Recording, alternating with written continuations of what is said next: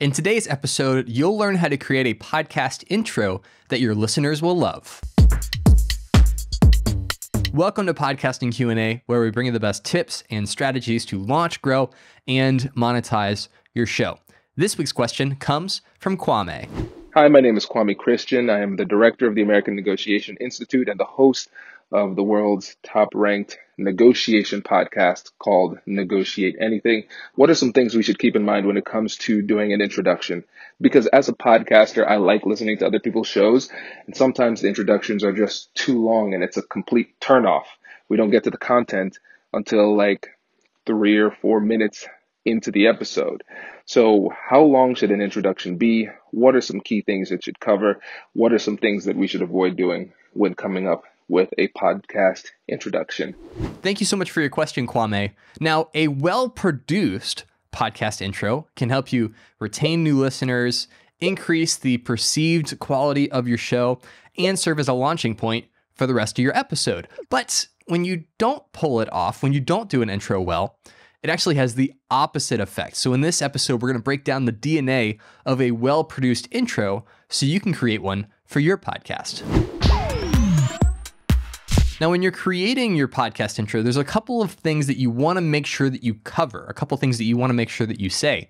The first one is who you are, specifically, like what is your name? So you can start your podcast as, hey, welcome to my podcast. My name is Travis Albritton, and then your credentials. Why should someone listen to you? So if you have experience in whatever you're talking about, you want to make sure that you mention that. If you went to school for something, if you have a job doing something, if you have clients that you work with, you want to mention the things that lend credence to your advice. This is specifically important if your podcast is centered around you and your expertise. The next thing that you want to make sure to include in your podcast intro is what your podcast is about. In this podcast, for instance, Podcasting Q&A, at the very beginning, we talk about, well, one, what is it that we're going to discuss? And then our opening tagline is that we're giving you tips and strategies to launch, grow, and monetize your podcast. So if you're a podcaster, that speaks directly to you because you're listening to this or you're watching this because you're looking for those tips. And you want to think through for your podcast in a similar way. What is it that people are looking for? And then how do you make sure that you address that in your intro so they're going to continue to listen, not just to the one episode, but to every single episode, that they'll actually turn into a subscriber that then goes on to download everything that you have. And then the third thing that you'll want to make sure you mention in your podcast intro is why someone should care. Why should anyone care that your podcast exists? Are they going to lose weight? Are they going to be happier? Are their relationships going to get better? Are they going to make money, save money? What is it that you are offering to them? What does the end result look like for them if they not only listen to your podcast, but then also put it into practice? And this doesn't just have to be podcasts that are informational. If you have a story-based podcast or you have a podcast about Dungeons and Dragons and you're playing out different scenarios, like it can be an escape. It can be entertainment, right? That could be what you're offering to your listeners. Now, the second element to a good podcast intro is the music. And the best advice I can give when someone asks, what kind of music should I use? What genre of music? What's the style, the tone? How loud should it be? How fast should it be?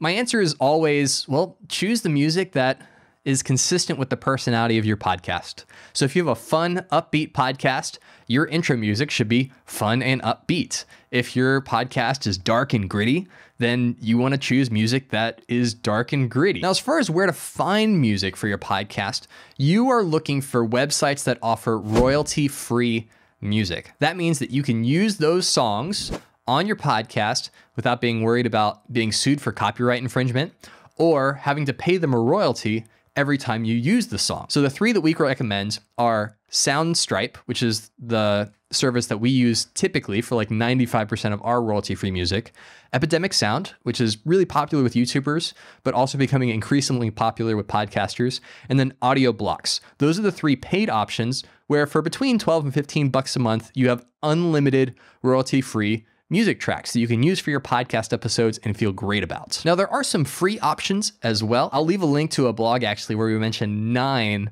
free royalty-free music sites to find the perfect song for your podcast intro. So how long should your intro be? Typically, the sweet spot is between 15 and 30 seconds. Any longer than 30 seconds, and you start to overstay your welcome. Anything less than 15, and it can be difficult to communicate everything that you possibly want to communicate.